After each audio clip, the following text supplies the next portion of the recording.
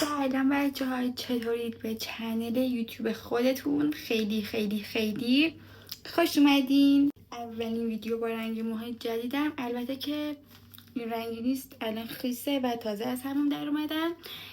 خب حالا بریم سراغ اصل مطلب.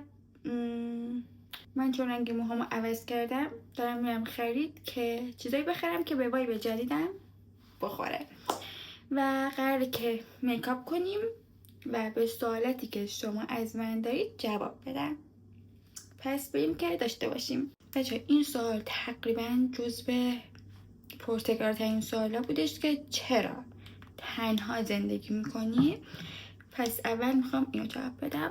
ژل ابرو تنها زندگی کردن من برمیگرده به 4-5 سال پیش که دانشگاه قبول شدم و خب من دلم اصلا نمیخواست که تو خوابگاه بمونم و مامانم اینام دوست نداشتن که خوابگاه بمونم، به خاطر همین تصمیم گرفتن که برام خونه بگیرن. من اون 1-2 سال اول هم خونه داشتم، این تنها زندگی نمی‌کردم. 1-2 سال اول فکر نکنید که از همون اول خونه خودم رو داشتم نه اصلا این شکلی نبود. 1-2 سال اول هم خونه داشتم و بعدش حالا یه اتفاقایی افتاد که من تصمیم گرفتم که تنها زندگی کنم و خب مامانم اینام که وقتی دیدن میتونم از پس خودم بر بیام و پای خودم وایستادن با این موضوع اوکی بود. سوال بعدی اینه که با دوست پسری زندگی میکنی بچه ها؟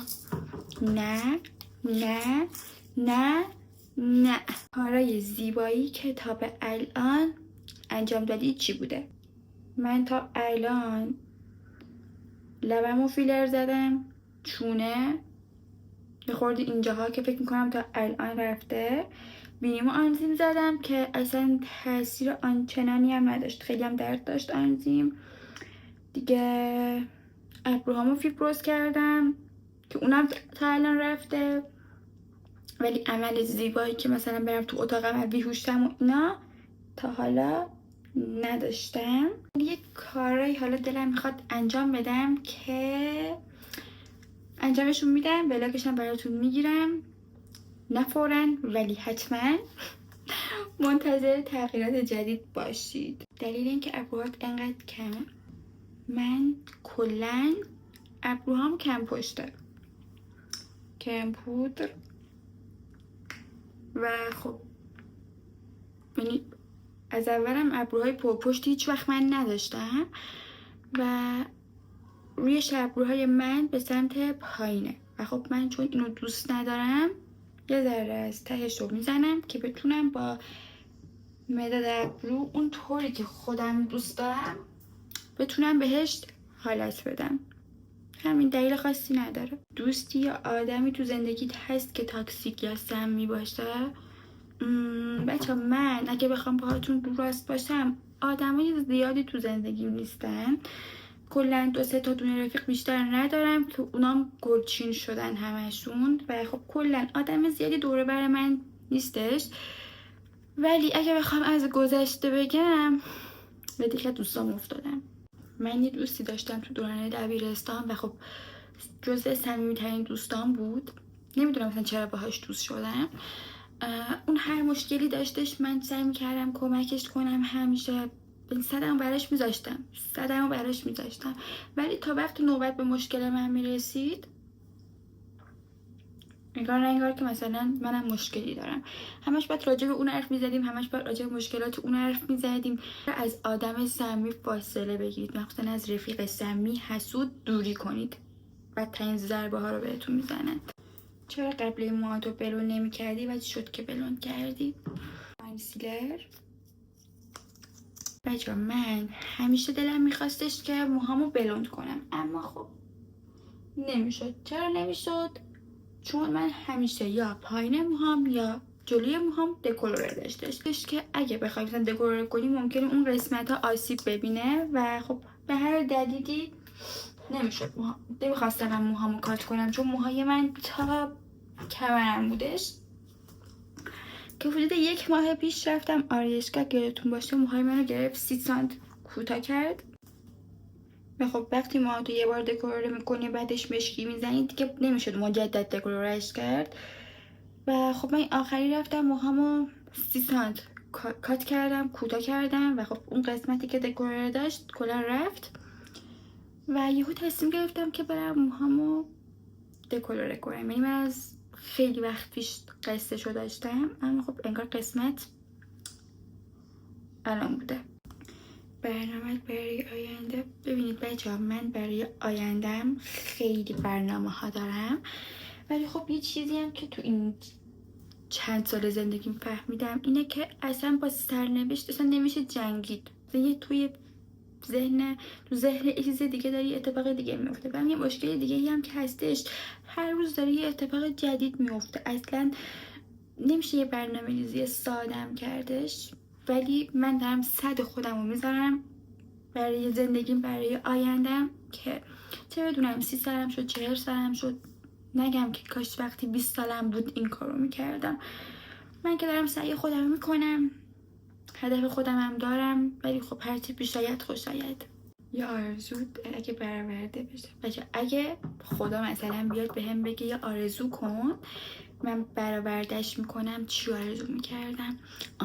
آرزو میکردم که هیچ وقت پیر نشم، همیشه جوان بمونم و اینکه لنکروز، ماشین لنکروز آخرین مدلش، با از اون خونه هایی که تو اینستا میبینیم این ورش دریاست، این ورش جنگله، این قصر میمونه، اونا رو آرزو میکردم. خیلی دلم میخواد بچم چطوری خرج خودتو در میاری. پودر فیکس بچه، من هم از اینستاگرام درآمد خودم رو دارم، هم از یوتیوب، و در کنار اینا من حالا تو رشته که درس همو خوندم، لیسانس همو گرفتم، هم دارم یک کار میکنم، یعنی اونجام دارم کار میکنم. من دلم نمیخواد زیاد از زندگی حالا شخصیم بذارم، چون میدونم شما من دوستم دارید، شما بهم انرژی مثبت میدید، اما یه سریا هستن که سعی میکنن بهم هیت بدن، انرژی منو بیارن پایین و اونا هر چی کمتر بدونن بهتره. خب ولی خب در کل درآمدم از همین هست. از تنها زندگی کردن نمیترسیم بچه ها. خب من الان اولین بار، چرا همش بگم بچه ها، دختملا خوشگلا نمیدونم چی بگم. اون اوایل که تنها زندگی میکردم، آره خیلی میترسیدم. یه شبایی مثلا تا خود صبح بیدار بودم، نور خورشید رو که میدیدم میتونستم بعدش با خیال راحت بخوابم. یا مثلا خیلی از روزا یادمه که 7 صبح بیدار میشدم میرفتم دانشگاه، من 5 صبح میخوابیدم. با چه روزای سختی بود.